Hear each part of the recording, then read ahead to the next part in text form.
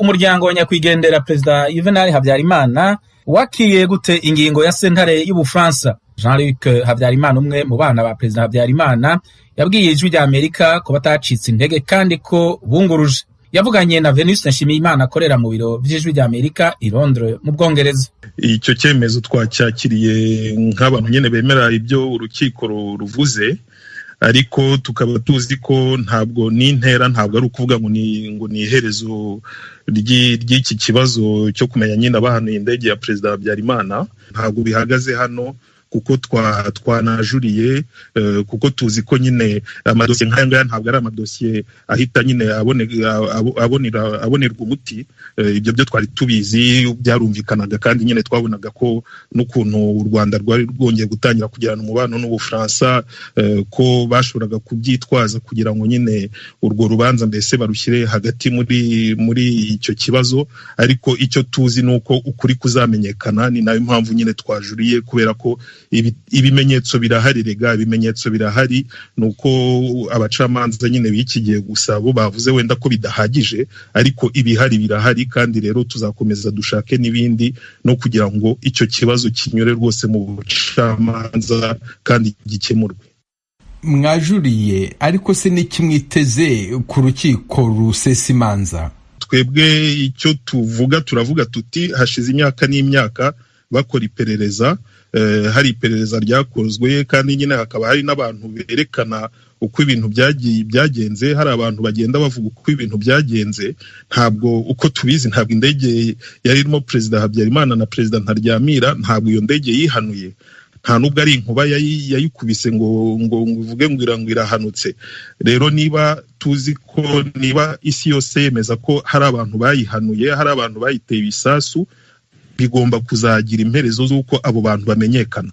Ubwo rero kuri uko kujurira ni ukugira ngo nyine niba hari ibindi bimenyetso bigomba kuzaboneka biboneke. Niba atari ngombwa ko haza ibindi bimenyetso maze urukiko rukongera rugafata icyo kibazo mu maboko yombi, nabyo bizakorwa. Ariko twebwe ibyo twemeza ni uko ibimenyetso bihari kugeza kuri iyi saha rwose byerekana ko hari abantu babirimo muri iyo hanurwa ry'indege ya Perezida Habyarimana yari Perezida Ntaryamira w'u Burundi. Niyo mpamvu nyine twajuriye, kuko urubanza rugomba gukomeza, iyo ntambara yo kumenya ukuri, kugira ngo nyine habe ubutabera ku bantu bose, na igomba gukomeza.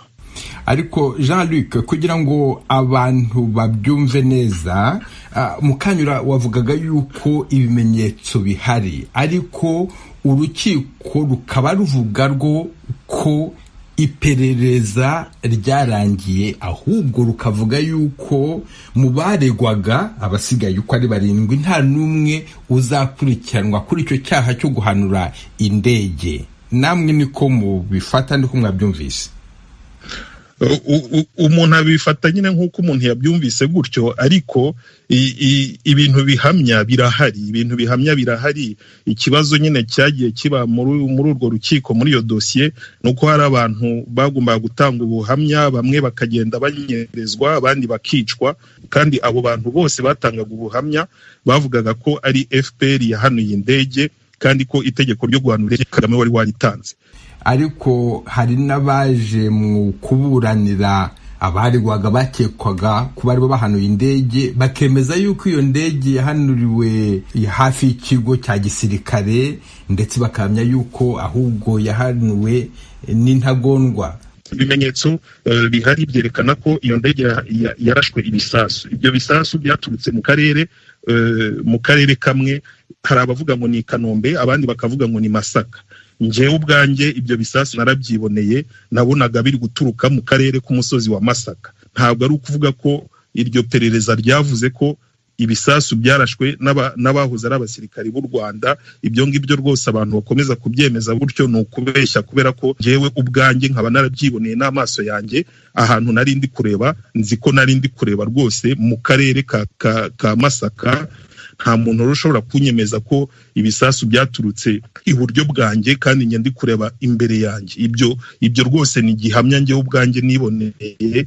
Niyo mpamvu njye nzi ko uko byagenda kose aho ibisasu byaturutse cyangwa abantu babirashe bizagera aho ngaho bimenyekane, kubera ko nta muntu ushobora kuvuga ngo azahisha ukuri imyaka n'imyaka, ntibishoboka. Bizagera aho ngaho rwose bimenyekane.